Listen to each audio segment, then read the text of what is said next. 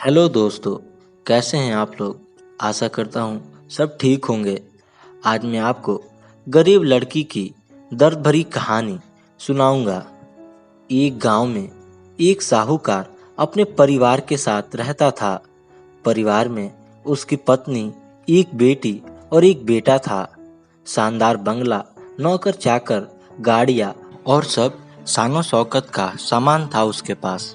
गरीब लोगों को बहुत ज्यादा सूद यानी ब्याज पर कर्जा देना उसका धंधा था। अक्सर लोग तंगी के दिनों में या किसी त्योहार या ब्याह शादी के मौके पर उस साहूकार से कर्जा ले लेते थे। जब फसल अच्छी होती तो थोड़ा थोड़ा करके उतारने लगते, लेकिन जिस वर्ष सूखा पड़ता तो कर्जा तो छोड़ो, गांव वाले सूद तक नहीं दे पाते थे। इसी का फायदा उठा वो साहूकार उनकी जमीन पर कब्जा कर लेता। कब्जा कर उन्हें बेच देता और खूब पैसे कमाता। इस धंधे में उसका बेटा भी उसकी मदद करता। दोनों बाप बेटा हर समय किसी न किसी गरीब की जमीन हड़पने की योजना ही बनाते रहते। एक दिन शहर में एक व्यापारी आया और साहूकार से गांव में जमीन खरीदने की इच्छा बताई। साहूकार की खुशी का ठिकाना ना रहा। घर बैठे बिठाए जमीनों का ग्राहक मिल गया। साहूकार ने उस व्यापारी को बहुत सी जमीनें दिखाई जो उसने कर्जे के बदले गांव वालों से हथिया ली थी, लेकिन उस व्यापारी को कोई भी जमीन पसंद ना आई। गांव में घूमते हुए व्यापारी को एक जमीन का टुकड़ा पसंद आया। उसने साहूकार से उस जमीन के बारे में पूछा तो साहूकार सोच में डूब गया। असल में वह जमीन तो एक बिन माँ बाप की लड़की की थी जो वहां पर रहती थी। उस लड़की के माँ बाप ने साहूकार से 20,000 रुपए कर्जा लिया था, मगर उसे चुकाने से पहले ही उनकी मृत्यु हो गई। बेसहारा लड़की की हालत देख गांव की पंचायत ने साहूकार से उस जमीन पर कब्जा ना करने को कहा।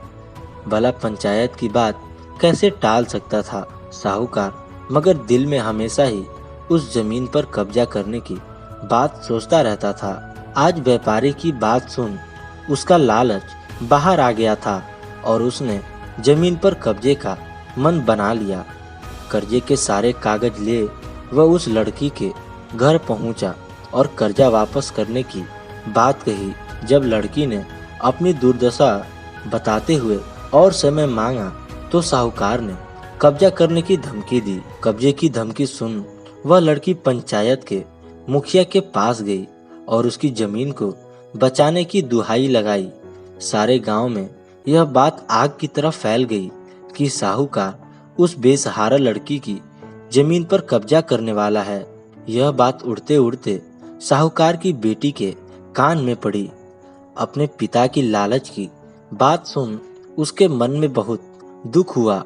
उसने अपने पिता से इस बारे में बात करने की कोशिश की, लेकिन साहूकार को तो सिर्फ बहुत बड़ा मुनाफा ही दिख रहा था। उसे बेसहारा लड़की की दुर्दशा या अपनी बेटी की निवेदन का कोई असर न हुआ और उसने उस जमीन पर कब्जे का ऐलान कर दिया।